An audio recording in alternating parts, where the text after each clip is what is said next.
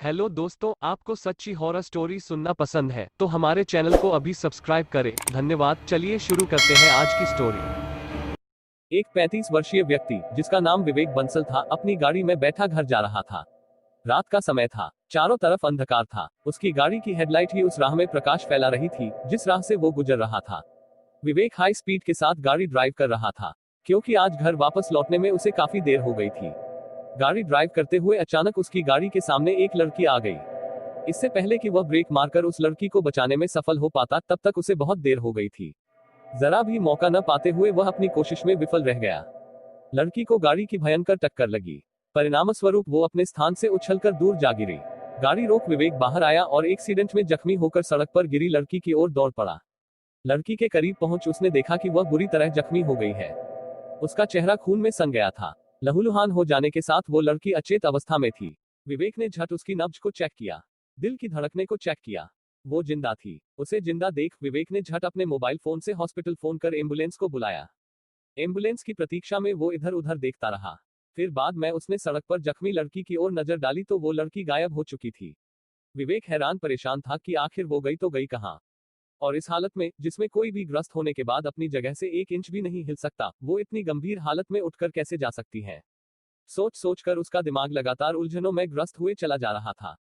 कुछ भी समझ में न आने के कारण वो वापस अपनी गाड़ी में आ गया और घर के लिए रवाना हो गया। विवेक उसी लड़की के बारे में सोचता हुआ घर पहुंचा जो उसकी कार से घायल होने के बाद अचानक गायब हो गई थी। घर पर जब वो अपनी पत्नी से मिला तो पत्नी ने उसका कोट उतारते हुए कहा, विवेक तुमसे एक बात बतानी थी। हाँ बताओ। कोट उत्तर जाने के बाद उसने अपना पूरा ध्यान पत्नी की ओर दिया। एक लड़की है, बहुत गरीब भी है और बेसहारा भी। हाँ तो, उसने पूछा। उसे नौकरी की तलाश थी। पत्नी ने बताया, मैंने उसे नौकरी दे दी। क्या नौकरी दी? घर के सभी कामों की। ओके, वो बोला। एक बात और। हाँ बताओ। वो लड़की यही हमारे साथ इस घर में रहेगी क्योंकि उस बेचारी का कोई ठिकाना नहीं है। जैसी तुम्हारी मर्जी। क्या तुम्हें सही नहीं लगी? मैंने ऐसा कब कहा? पर तुम सही ढंग से मेरी बात का जवाब भी तो नहीं दे रहे हो। वो दरअसल आज मैं बहुत थक चुका हूँ।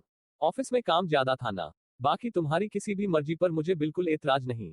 उसने मुस्कुराकर कहा था। पत्नी भी मुस्कुरा दी, बोली, आओ मैं तुम्हें उस लड़की से मिलवा देती हूँ। वो विवेक का हाथ थाम उसे किचन की तरफ ले गई। जिस लड़की को उसने अपने घर में नौकरी दी थी वो किचन में बर्तन धो रही थी। उस लड़की के सामने विवेक को लाते हुए वह बोली, शालिनी। लड़की का नाम शालिनी था।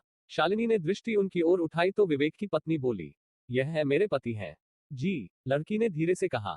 यह शालिनी है। वो विवेक से बोली, आज से हमारे घर का सारा काम यही करेगी। विवेक शालिनी की तरफ देखकर मुस्कुरा दिया। उसके बाद दोनों पति पत्नी वहां से चले आए। शालिनी के होठों पर कुटिल मुस्कान सजी। उसने नल खोला तो पानी की जगह खून उसमें से बहने लगा। नल से खून की बहती धार में अपने हाथों को भिगोती शालिनी ने ठहाका लगाया। कहा, मैं सबको मार डालूंगी। वास्तव में शालिनी वही लड़की थी जो विवेक की गाड़ी से टकराकर बुरी तरह जख्मी हुई थी। विवेक उसे इसलिए नहीं पहचान पाया था क्योंकि उसने अपना रूप बदल लिया था। शालिनी इंसान नहीं थी, दरअसल वो एक भटकती आत्मा थी। शालिनी की मौत एक दुर्घटना में हो जाने के कारण उसकी आत्मा पिछले 3 वर्षों से भटक रही थी। उसने किसी लड़की का जिस्म हासिल करके इस धरती पर अपना एक नया स्थान बनाया था। वो पिछले 3 वर्षों से उसी जगह भटक रही थी जहां विवेक की गाड़ी उसका एक्सीडेंट हुआ।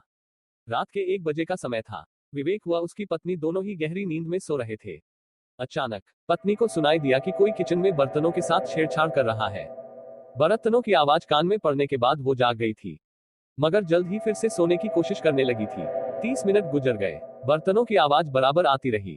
तंग आकर वो उठी और किचन की तरफ चल दी। किचन में आकर उसने देखा कि शालिनी बर्तन धो रही है। उसकी तरफ शालिनी की पीठ थी। वह बोली, इतनी रात गए तुम बर्तन क्यों धो रही हो? जवाब में शालिनी ने कुछ न कहा। वह बराबर बर्तन धोने में लगी रही। तुम कुछ बोल क्यों नहीं रही हो शालिनी? कहते कहते वो शालिनी के करीब चली आए। उसके बराबर में आकर खड़ी हो गई। परंतु शालिनी फिर भी खामोश ही रही। उसकी खामोशी से परेशान आकर वो जरा तेज आवाज में बोली, कुछ तो कहो। इसी के साथ शालिनी ने अपना चेहरा उसी तरफ घुमा दिया।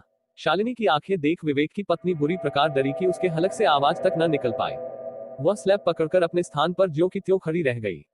दरअसल शालिनी की आंखें सफेद बल्ब की मानिंद चमक रही थी। एक क्षण भी न गंवाते हुए शालिनी ने उसका गला दबा दिया। शीघ्र ही उसने फड़फड़ाते हुए दम तोड़ दिया। उसे खत्म करते ही शालिनी विवेक के पास पहुंची। विवेक सो रहा था। वह उसके करीब लेट गई। इसी के साथ उसने विवेक को जगा दिया। विवेक ने शालिनी का यह डरावना रूप देखा तो झट वहां से भागने की कोशिश की। इससे पहले कि वो भाग पाता, शालिनी ने उसे पकड़कर वहीं लिटा लिया। बोली, तुम जानते हो मैं कौन हूँ? नहीं, वह घुटी घुटी आवाज के साथ बोला, मैं वही लड़की हूँ जिसका तुम्हारी गाड़ी से एक्सीडेंट हुआ था और वो गायब हो गई थी। विवेक तुरंत समझ गया कि वो कोई प्रेत आत्मा है। अब आगे विवेक को कोई भी मौका न देते हुए शालिनी ने बहुत मजबूती के साथ उसका गला पकड़कर दबा दिया। विवेक भी अपनी पत्नी की तरह फड़फड़ाते हुए दम तोड़ने के सिवा कुछ न कर सका।